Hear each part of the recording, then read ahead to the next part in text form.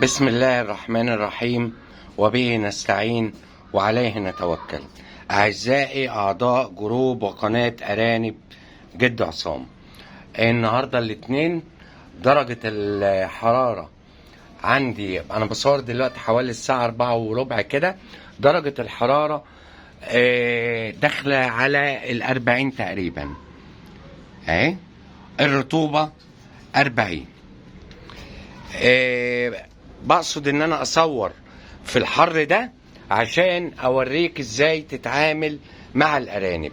لاحظ حضرتك حاجة، ادي الارانب اللي والدة كله نايم، مفيش اي حركة. ادي الارانب زي ما حضرتك شايف اهو، بص كده. الارانب الصغيرة دي لسه ما اتفطمتش، دي اللي امهم ماتت. كل الارانب نايمة وما بتتحركش. في الحر ده درجة الحرارة واصلة داخلة على 40. طب انا بعمل ايه؟ الجردل ده اهم حاجة، المية هتلاقيها فيه سخنة، حط فيه تلج، حط فيه فيتامين سي، حط فيه ليمون بعد ما تضربه في الخلاط وتصفيه عشان ما يسدلكش نبل المية. حط كربونات وحط اي حاجة، المهم وتلج اهم حاجة ان الميه ما تبقاش سخنه للارنب. لو عندك شويله زي كده، معلش انا كلامي مكرر، حاول تبلها. هو ده اللي انا بعمله يا جماعه في الصيف. الصيف محتاج التهويه الكويسه، ومحتاج الميه بتاعه الارنب ما تكونش سخنه، زائد نوع العلف اللي حضرتك بتاكل منه.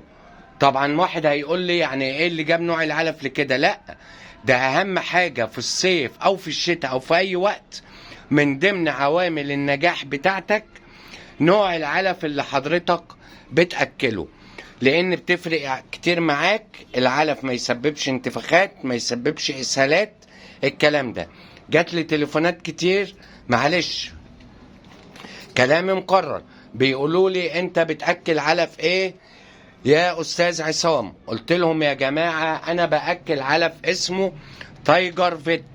العلف ده اساسا المصنع بتاعه في جمصة، مش موجود في القاهرة، والمصنع بتاعه دون عامله اساسا العلف للتصدير، اللي بيفيد منه او بيعمل شوية للسوق المحلي، وبالتالي هو همه كله على التصدير. فالعلف المواصفات بتاعته اكتر من ممتازة. العلف اسمه تايجر فيت. العلف ده موجود عندنا في القاهرة هنا في عزبة النخل اللي هي قبل المرج. اي حد عايز العلف ده ممكن بيتواصل ويجي معايا.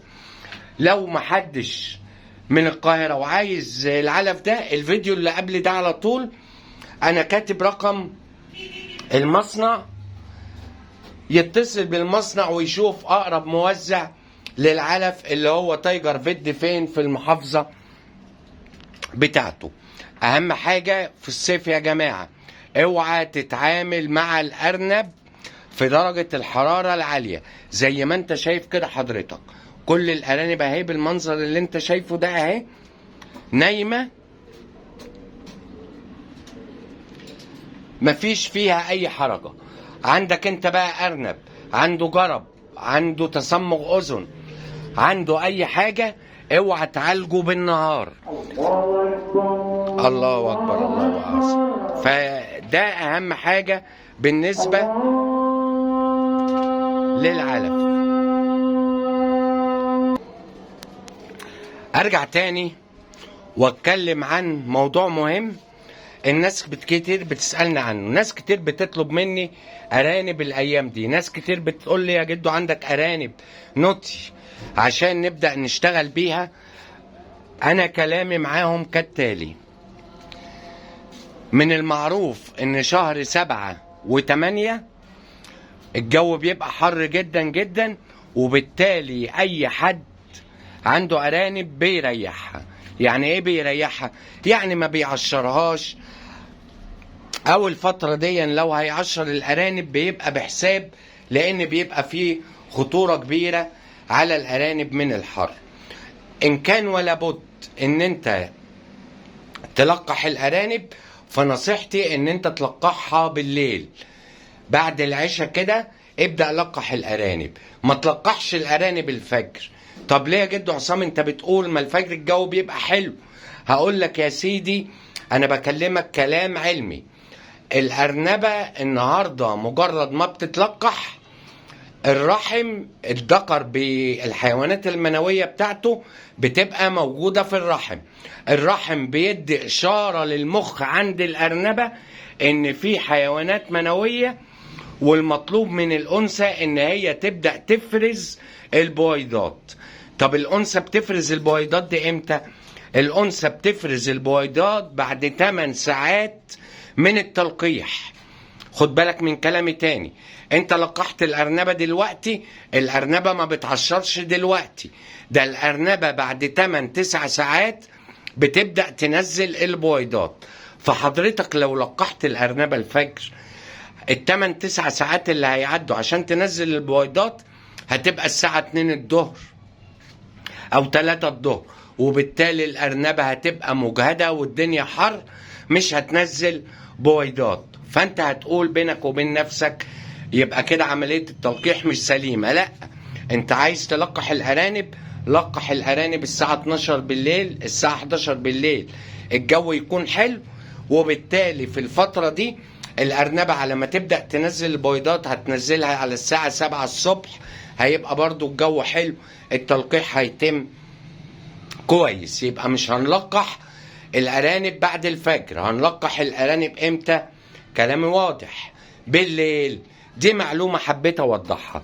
انا عن نفسي ببقى حريص جدا جدا جدا عن في شهر 7 و8 في تلقيح الارانب، لان في الغالب يا الارانب ما بتمسكش عشر، والكلام ده بقوله دي حقيقة من الحر اللي احنا فيه ده، يا اما الارانب حتى لو عشرت بفوجئ ان فيهم نسبة كبيرة بتسقط الارانب قبل الولادة من الجو الحر. طيب ايه الكلام اللي انا بقوله ده؟ بقوله عشان الناس اللي عايزة تشتري ارانب جاهزة للشغل دلوقتي. فانا اي حد اتصل بيا انا نصحته بكلمتين، قلت له لا، اولا لازم تاخد الارانب بتاعتك من مكان مماثل للمكان اللي انت هتربي فيه. يعني النهاردة زي ما وريت لحضراتكم درجة الحرارة داخلة على 40، يبقى النهاردة مش معقول انت بتربي ارانب، انا كلامي كله للمربي المبتدئ، وهيكون درجة الحرارة عندك اعلى من عندي. لا، زي ما انت شايف اهو درجة الحرارة عندي داخلة على 40، والارانب الحمد لله عايشة وكويسة، مفيش فيها اي مشكلة. بعكس ما حضرتك هتروح تجيب ارانب من مزرعة او من مكان يكونوا مشغلين فيه تكييفات او خلايا تبريد ومخليين درجة الحرارة عندهم 30 او 28، وبالتالي حضرتك لما هتشتري الام من المزرعة دي هتبقى فايقة وكويسة، هتاخدها عندك مكانك اللي بتربي فيه شبه المكان اللي عندي ده، هتفوجئ ان الحرارة عندك معدية 35، هتموت. العيب مش من اللي بعلك، لا، العيب ان انت ما خدتش من مكان درجة الحرارة فيه مماثلة لدرجة الحرارة اللي عندك. زي ما انت شايف كده ادي الارانب عندي في عز الحر ده.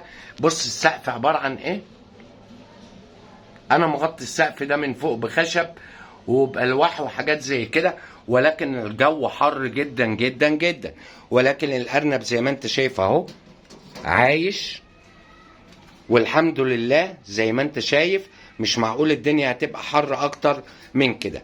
فانا بعمل ايه يا جماعة؟ انا ما ببيعش ارانب امهات سلالات، ما بطلعش امهات. بنصح اي حد يشتري مني بقول له انا مطلع ارانب عمر 3 شهور زي كده، دي ببيعها بالكيلو عادي جدا اهي. كل دي ارنب سلالة ببيعها بالكيلو، حضرتك بتاخدها مني في شهر 7 اللي احنا فيه ده، بتقعد معاك شهر 8 وشهر 9. يكون سنها وصل عدت ال5 شهور.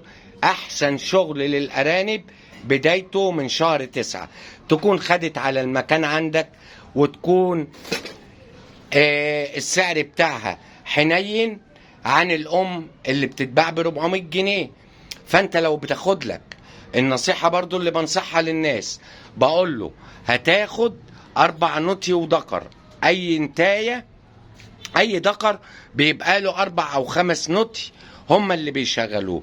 فانت حضرتك لما بتاخد من عندي ارنب عمر 3 شهور زي الارانب دي كده اهو، بص كده الارنب نايم مرتاح 100 بص الكف بتاع الرجل ما شاء الله، الله اكبر.